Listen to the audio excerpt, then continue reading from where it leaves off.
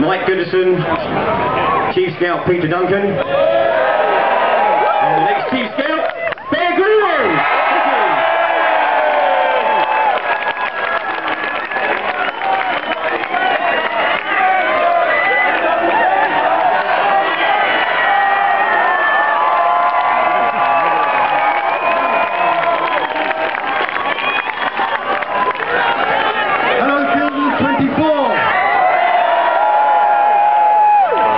We're not going to take up too much of your time, but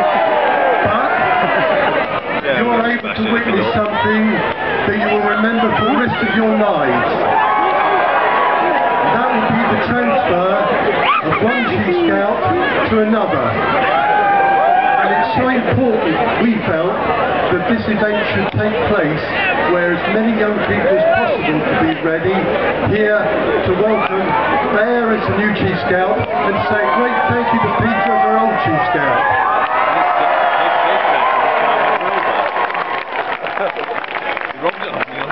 Before I actually hand over to Peter, I would just like to say a few words about the last 5 years in which Peter has led us as our Chief Scout.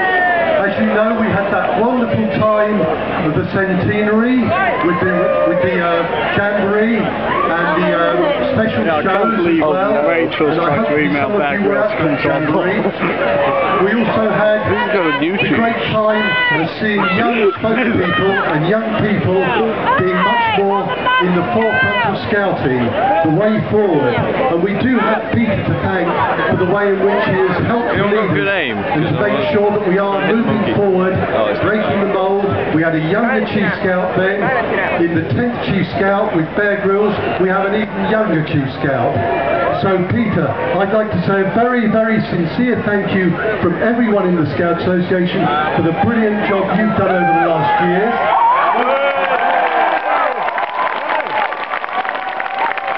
I'm delighted to say we won't be losing him.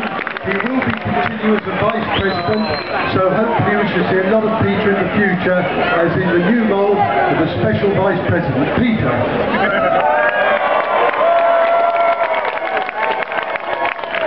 Thank you very much. Do you have a blue Peter badge? This is very exciting, isn't it? I tell you, it wasn't like this 5 years ago when I was not far from this spot with George Purdy, who was the 8th Chief Scout. There he was in his kilt, and we did the investiture and made me become the Chief Scout just under 5 years ago, and it's been an extraordinary 5 years. I'm sure Bear will agree with me. When you start out in life, you don't ever expect to become a Chief Scout, and I have to say, it's been a time of big things and little things. I mean, it has been great to be Chief Scout, especially during the centenary year, and it's also been a great time because the numbers have increased. There's more explorers, and there's more volunteers, so that is fantastic. There's been big things and little things. The little things always are things that linger in your mind. I remember during the centenary going to a very small camp near Bristol, a very small troop near Bristol, where there were disabled people and people who were really challenged in life. And each of these people had someone very special looking after them. It was a most fantastic place to be. It was passionate, it was loving, and it really showed me what can happen in scouting, a real underbelly of scouting. And then of course there was the jamboree. Who was at the jamboree? Again, an extraordinary event, 40,000 people coming from every country in the world. I particularly like the Global Development Village. Yeah, because that really showed dealing, free hugs, thank you, dealing with the real issues of the day that affect you now will affect you in the future. So that was fantastic. And then of course there was Brownsea Island, the actual moment where we celebrated 100 years. And there was a bloke with a kudu horn who forgot the international promise. Oh no, he didn't! I did. Bear's promised me he will never ever forget it. And then there's been, no he hasn't actually, I made that up, didn't I? There has been other fantastic times too, things I've experienced as Chief Scout. I remember going to India once, and with my family making a film, and just suddenly turning up, and suddenly all these Scouts from Delhi appeared and they put on a show for us. A complete surprise. One of the things I wanted to say to you, because you're explorers, you're 14 to 18, a lot of what you're going to do in the future is very important. What I particularly learned about Scouting, especially when I'm giving out Queen Scouts Awards, is that all the work, how many Queen Scout Award holders have we here? How many potential Queen Scouts holders award? One thing I've really learned is that what you do extra to school and other parts of your life really makes a difference in your life in the future. So when you go for a job, you do things, the fact that you did something else, like becoming a scout and you got your Queen Scout Award, is a really important thing, and don't ever, and I'm sure you don't underestimate it, it's a fantastic thing. So I would just like to say thanks to all, I don't know how many of the staff are here, but thanks to all the staff and volunteers who've supported me over the last 5 years. I've had an absolutely fantastic time, and I can't wait, well I can wait, but I'm looking forward to handing over the mantle to Grylls!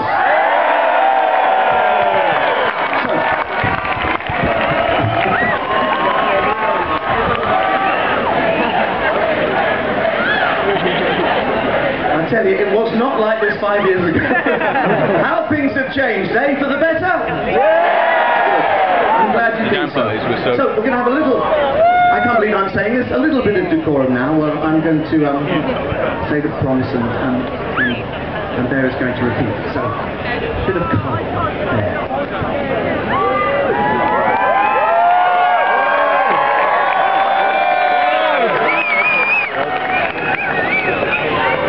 All the cameras come out. On my honour. On my honour. I promise to do my best. I promise to do my best. To do my duty to God and the Queen. To do my duty to God and the Queen. To help other people and to keep the Scout law. To help other people and to keep the Scout law. Bear Grylls, you are the 10th Chief Scout.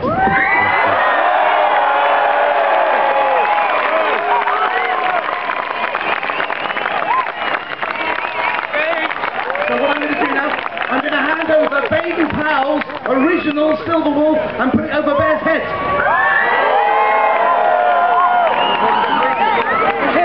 And back at sofa.